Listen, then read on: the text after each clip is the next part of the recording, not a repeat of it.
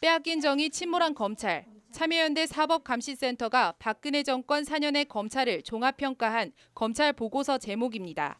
집권 세력 및 정부의 부패와 불법에 대한 부실 또는 면죄부 수사, 검찰 및 법조계 비리에 대한 부실 수사 등의 소제목을 달고 있습니다. 한마디로 살아있는 권력이나 자기 식구에 대해선 부실 또는 면죄부 수사로, 반대로 집권 세력 및 정부의 비판적인 사람들에 대해선 과도한 편파 수사를 했다는 겁니다.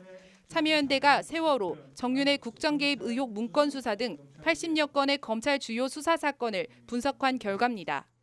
결론부터 말씀드려서 저희 참여연대 사법감센터가 지난 4년간 박근혜 정부 하에 검찰 권력을 감시한 결과는 이 검찰 권력이야말로 이 대통령을 헌정사상 최초로 파면해야 되는 그러한 이 불행한 역사에 있어서 큰 책임이 있다는 것을 알 수 있었습니다. 참여연대는 그중에서도 15건을 박근혜 정부의 검찰권 오남용 사례로 꼽았습니다. 눈에 띄게도 검찰이 현재 사력을 다해 수사하고 있는 최순실 박근혜 게이트 수사를 참여연대는 최악의 사례 첫 번째로 들었습니다. 검찰이 애초 지난해 가을 의혹이 쏟아지기 시작할 때 제대로 수사를 했다면 특검 수사와 대통령 탄핵이라는 사태로까지 이어졌겠냐는 겁니다. 같은 취지에서 참여연대는 정윤회 국정개입 의혹 문건 수사, 우병우 전 민정수석 관련 수사 등도 최악의 수사로 지목했습니다. 우 전 수석의 황제 소환 논란 자체가 검찰의 현 주소를 극명하게 보여준다는 겁니다. 검찰에게 주어진 그러한 소명, 즉 여러 가지 대통령이나 권력 측근의 불법과 비리에 대해서 제대로 이를 감시하고 이를 조사하고 수사하고 처벌했다면 그것이 대통령 탄핵으로까지 이어졌겠는가. 그래서 검찰 권력의 책임이 크다. 대통령의 탄핵을 결과한 책임이 크다는 것이. 참여연대는 그러면서 청와대의 관제 시위 지원 의혹 수사, 경찰 물대포 백남기 농민 사망 사건 등을 사례로 들며 검찰이 정권의 불편한 수사는 봐주기로 일관했다고 비판했습니다. 참여연대는 반대로 세월호 7시간 박 전 대통령의 행적을 다룬 산케이 신문 서울지국장 칼럼 명예훼손 수사, 세월호 참사 관련 정부의 부실한 대응을 비판한 시민에 대한 명예훼손 수사 등은 검찰의 눈치 보기 수사 사례로 지적했습니다.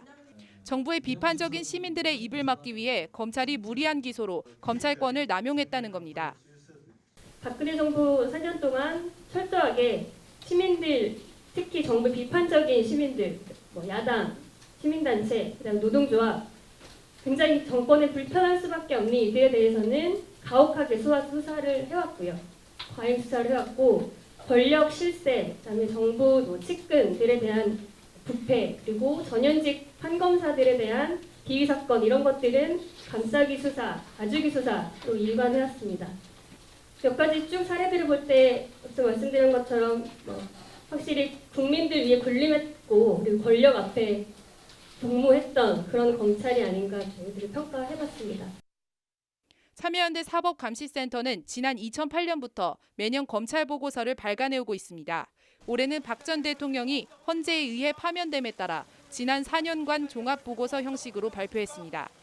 보고서는 검찰 수사 결과 발표 보도자료, 검찰 공소장, 관련 판결문, 검찰과 청와대 등을 상대로 한 정보 공개 청구 자료 등을 토대로 작성했다고 참여연대는 밝혔습니다. 오늘 참여연대 검찰 보고서에 대해 대검 관계자는 아직 구체적인 내용을 못 봐서 어떤 이야기를 할지 지금으로선 드릴 말씀이 없다고 밝혔습니다. 이 관계자는 보고 드릴 말씀이 있으면 알리겠다고 덧붙였습니다. 검찰 주요 사건에 대해 참여연대는 정보 공개 청구를 최대한 활용해 검찰 수뇌부뿐 아니라 담당 주임검사 이름까지 지속적으로 공개할 방침이라고 밝혔습니다. 누가 수사했는지 기록을 남겨 검찰 수사의 투명성과 공정성을 담보하겠다는 구상입니다. 법률방송 뉴스 장한지입니다.